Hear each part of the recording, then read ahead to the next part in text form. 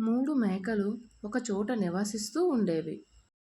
ఆ 3 మేకలు వంతెనకి అవతల ఉన్న గట్టు దగ్గర రకరకాల ఆకులను తింటూ జీవిస్తూ ఉన్నాయి. అటుగా వచ్చిన ఓ తోడేలు కన్ను వాటి మీద పడింది. కాపు వేసి పట్టుకోవడానికి వంతెన కింద నక్కింది. ఇంతలో ఓ మేక అటుగా రాసాగింది.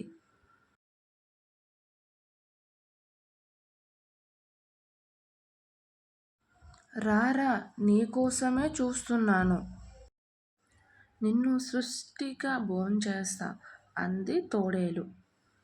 ఆ మేక ఇలా అంది. నన్ను తింటే నీ ఆకలేం తీరుతుంది? నేను చాలా చిన్నదాన్ని.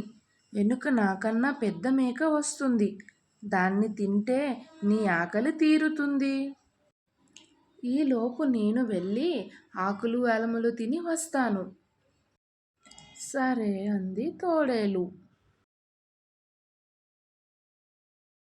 రెండో మేకని కూడా అడ్డుపడింది తోడేలు.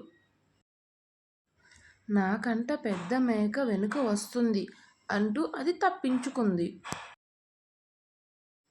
ఇవి రెండూ వెళ్ళి సృష్టిగా ఆకులు అలములు తిని వెనక్కి వచ్చేసరికి పెద్ద మేక వస్తూ కనిపించింది.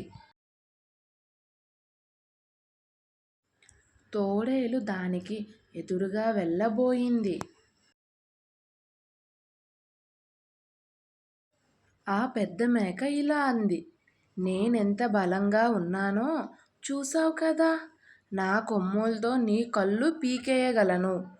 గట్టిగా ఒక్కసారి ఢీ కొట్టానంటే పచ్చడి పచ్చడైపోతావు అంటూ తోడేలు మీదకి ఉరికింది. తోడేలు కొద్దిగా జంకింది.